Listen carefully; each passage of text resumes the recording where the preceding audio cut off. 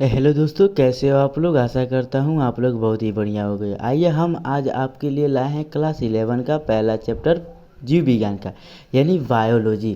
तो यहाँ पे सबसे पहले हम बायोलॉजी के बारे में जानते हैं कि बायोलॉजी किन किन शब्दों से मिलकर बना है।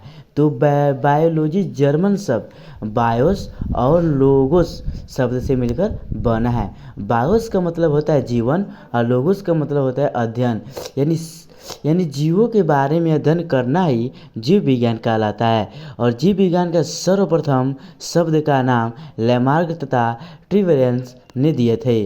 और जीव विज्ञान के जनक की बात करें तो हैं आपके अरस्तु। और जीव विज्ञान को कितने भागों में बांटा गया है, तो जीव विज्ञान को दो भागों में बांटा गया है, एक जंतु विज्ञान और एक वनस्पति विज्ञान, एक जूलॉजी और एक बटनी। और जंतु विज्ञान के जो जनक होते हैं अरस्तु होते हैं, और वनस्पति विज्ञान के जंतु जो थियोफ्रेटिस हैं। और इसके इसके सबसे पहला इकाई की बात करें तो होते सजीव। तो आपको बता दें कि सजीव होते क्या हैं। देखिए यहाँ पर दिया है सजीव, तब सजीव होते क्या हैं, तो उसके बाद से दिया है जिनके अंदर श्वसन क्रिया तथा वृद्धि होती है वो क्या कहलाते हैं, सजीव कहलाते हैं। और सजीवों में सबसे महत्वपूर्ण भूमिका कोशिका की होती है। सबसे महत्वपूर्ण भूमिका किसकी होती है दोस्तों, कोशिका की होती है। और उसके बाद से सजीव और निर्जीव में सबसे महत्वपूर्ण डिफिकल्ट डिफरेंस क्या होता है, तो आइए आपके पास पता है कोशिका। और जो निर्जीव वस्तुओं में नहीं होती है जबकि सजीव में होती है, तो कोशिका, ये कोशिका क्या होता है, तो दिया है हमारे शरीर की क्रियात्मक तथा संरचनात्मक इकाई को कोशिका कहते हैं। और एक और इसका परिभाषा, हमारे शरीर की मौलिक इकाई को कोशिका कहते हैं। और सबसे बड़ी कोशिका होती है वो होती है इसकी शुतुरमुर्ग की अंडा की, और सबसे छोटी कोशिका होती है वो माइटोप्लाज्मा की होती है। इसके बाद से आता है दूसरा, पहला पॉइंट हो गया, और दूसरा पॉइंट के बारे में बात करते हैं कि दूसरा पॉइंट कहता क्या है। तो दूसरा पॉइंट हमारा है मानव शरीर में सबसे छोटी, सबसे बड़ी, सबसे लंबी कोशिका कौन सी होती है।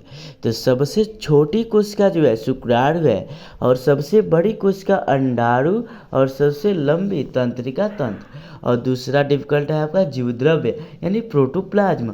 ये प्रोटोप्लाज्म होता क्या है, तो कोशिका की कोशिका झिल्ली के अंदर संपूर्ण पदार्थों को जीवद्रव्य कहते हैं। यह सभी कोशिकाओं में पाया जाता है, और यह रोएदार झिल्लीनुमा अर्धतरल पदार्थ है। यह पारदर्शी एवं चिपचिपा होता है। ये जो होता है ये सब देखिए, ये हमारा जीवद्रव्य है। और जीवद्रव्य में ये कोशिका झिल्ली है, ये केंद्रक है, और ये कोशिका द्रव्य है। उसके बाद से इसकी पहली पार्ट यानी कोशिका झिल्ली किसे कहते हैं, तो प्रत्येक कोशिका के चारों ओर एक बहुत पतली मुलायम व लचीली झिल्ली होती है, जिसे कोशिका झिल्ली कहते हैं। इसके बाद से केंद्रक, कोशिका को केंद्रक को कोशिका का नियंत्रण कक्ष भी कहा जाता है, क्योंकि यह कोशिका की सभी क्रियाओं को नियंत्रण करता है। और कोशिका का एक महत्वपूर्ण हिस्सा है। इसमें कोशिका की वंशानुगतिक जानकारी होती है, और कोशिका के विकास और प्रजनन की नियंत्रण भी करता है। इसके बाद से आता है आपका जीव द्रव्य। जीव द्रव्य हो गया आपका, कोशिका झिल्ली हो गया, केंद्रक हो गया। अब इसके बाद से आता है के कोशिका द्रव्य। उसके बाद आता है कोशिका द्रव्य यानी साइटोप्लाज्म। कोशिका में कोशिका झिल्ली के अंदर केंद्रक को छोड़कर संपूर्ण पदार्थों को कोशिका द्रव्य यानी साइटोप्लाज्म कहते हैं। यह सभी कोशिकाओं में पाया जाता है तथा कोशिका झिल्ली के अंदर तथा केंद्रक झिल्ली के बाहर रहता है। यह रोएदार झिल्लीनुमा और अर्धतरल होता है। इसके बाद से तीसरा पॉइंट आता है आपका जैव रासायनिक अभिक्रिया।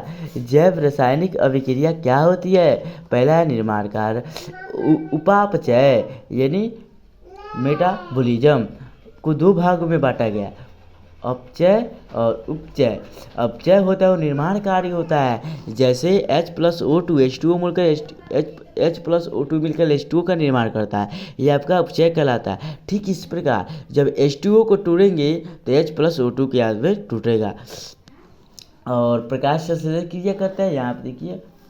और इसी क्रिया के साथ मैं आप लोगों को धन्यवाद करता हूँ। और आप प्लीज़ हमारे चैनल को लाइक, कमेंट और शेयर करना ना भूलें।